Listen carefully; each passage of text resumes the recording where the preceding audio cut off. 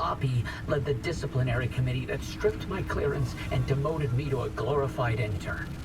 She sat there and decided how best to humiliate me. I never asked for anything. This one time I do.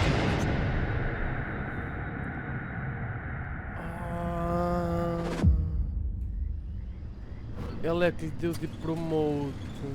Interesting thing about that deep zone area you identified. I ran every coordinate in that area through the audit database, and what turns up? But access logs with entry records for Dr. K up through March 1963. What?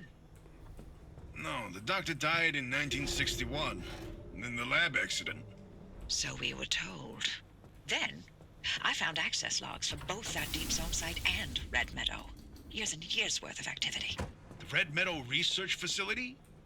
But it was demolished the same year. After the structural damage caused by the... lied about that too, didn't they?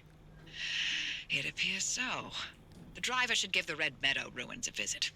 If Dr. K didn't die that day, I'd like to know what was keeping him so busy. So would I, but...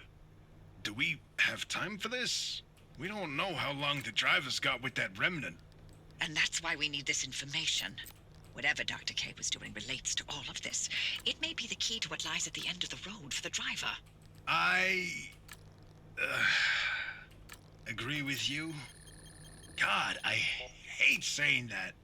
Driver, I've marked the Red Meadow facility on your route planner. Head there whenever you're ready.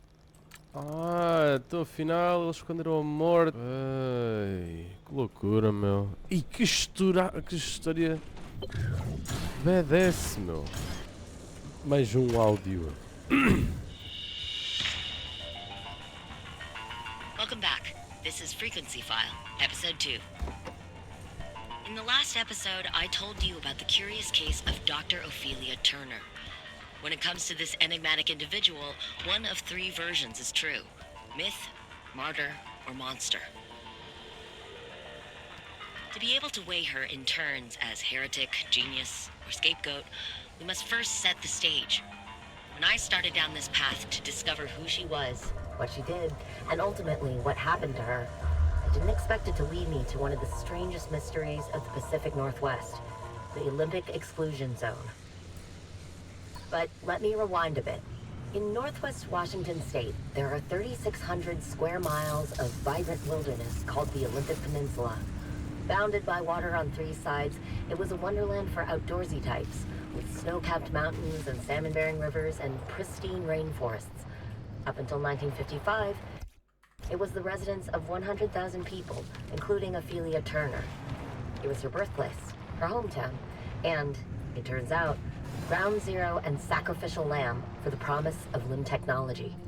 In true fashion, the government never comes out and says that's what led to the creation of the Olympic exclusion zone. but the chain of events were in plain sight. Strange accidents, leading to the government's claim of eminent domain and subsequent seizure of the peninsula. The evacuation of 100,000 people, and the attempt and abject failure at containing the rumors that spread like wildfire. Because it turns out, even with the government's resources at your disposal, keeping secrets is a tricky business. You can bet there was plenty of talk as a result. Lucky me, because I had plenty of questions. Sadly, that's about where the cold, hard facts end. Listeners, I tried. I really did. I started my investigation in the usual fashion, digging up every piece of public record I could get. The paperwork is maddeningly typical up until 1955. Census records, soil samples, weather reports, hand-drawn survey maps, the beginnings of satellite photos, all readily available for anyone with the patience to walk themselves into a county office.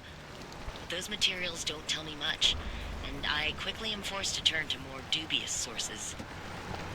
Before the downing of multiple passenger planes and the subsequent establishment of the no-fly zone in 1962, crude aerial photos are taken and circulated. This is where things get interesting. I find fuzzy shots of what appears to be entire mountains relocating overnight, buildings disappearing and reappearing at random, and lakes filled with water or light, depending on the time of day. The resolution is dubious, making them inkblot tests in their own right. They are the stuff of dreams among amateur investigators and conspiracy theorists alike. The most outlandish, improbable, and extremely unverifiable stories came from breachers, people rumored to have jumped, tunneled, hot air ballooned their way through the walls. If they're to be believed, there is much to be uncovered. But more on that later. LIM technology is not paraded around in the press for long. As the government withdraws acknowledgement that it ever existed, the public's interest similarly begins to wane. Last verifiable activity is an exodus of ARDA employees from the zone, beginning in 1981 and followed swiftly by a full decommissioning of the zone in 1987. After which, those 3,600 square miles are sealed away and left behind with no explanation. A tomb, minutes away from the populous, perfectly normal city of Seattle, with decades of history and secrets locked inside. And that is where I'm left to fill in the enormous, ill-defined gaps. Portanto, isto conta nada mais, nada menos do que eu já tenho vindo a dizer. Yeah. Nem aí os próprios investigadores, estes jornalistas, digamos que fazem a solo, independentes, conseguiram ainda identificar bem o que é que aconteceu concretamente, mas sabe-se sim que esta empresa é que tem mão em quase tudo isto. Ele pertence ao OPI e a OPI é esta dita tão raposa velha, muito bacaninho mesmo, de progressão. Agora está a se pôr a muito. So that's the history of the Olympic Exclusion Zone. We know it absolutely existed, And that something blighted the area. Dr. Ophelia Turner was a real person who grew up there, and LIM technology, claimed to be her invention, was the reason the zone was created. The facts point to either the pursuit of LIM or the technology itself doing something terrible to the area, and maybe even to the people who stayed behind. For such a vast, valuable area as the Olympic Peninsula to be lost to the world for the indefinite future, someone needed to take the fall. The evidence in this corner paints the target square on the martyr part of this equation. Or did Dr. Ophelia Turner know what she was unleashing upon her homeland? If she did it willingly, then she would have been a monster. But if the government strong-armed her into it, then she would have had no choice but to become a martyr. To answer that question, we need more information still. Eita, exatamente, ela inventou a LIM, esta zona da Olympic Exclusion Zone que nós agora estamos, foi o terreno que ela fez as experiências, muitas delas deram errado, o marido morreu também, e aqui está, aqui era a zona onde ela fez, onde provavelmente seriam os laboratórios, rebentou tudo, ficou uma zona mais interior que está toda devastada, a zona de fora apanhou bastante radiação e ainda mutou coisas, e esta zona de fora, que é onde nós estamos, não está muito má. É isso mesmo. Agora é só perceber o que é que correu mal para isto tudo acontecer. Ela perdeu o marido e tudo. Finalmente, outra vez, tive que fazer umas 5 runs para conseguir vir para aqui. Fogo. Olha para isto, pá. Oi, bora. You know, I remember red metal like it was yesterday. You up to your eyeballs in paperwork. Francis coated in chalk dust from the black horse. You mistaking my lab notes for trash pile and throwing away weeks of work. Yeah, it'd be nice to see it again. They bulldozed that facility to the ground. There's nothing left to reminisce about. From the very second I heard your voice coming through my speakers. I mean, everything that happened, handing over LIM, the way the project ended, it cost you Alan, you know, your career, the entire damn Olympic Peninsula. She's still here. So are you. You chose your urban legends over everything else. And you wonder if I regret it? Oh, I have no interest in regret. I want to know if you ever felt that leaving was a real option.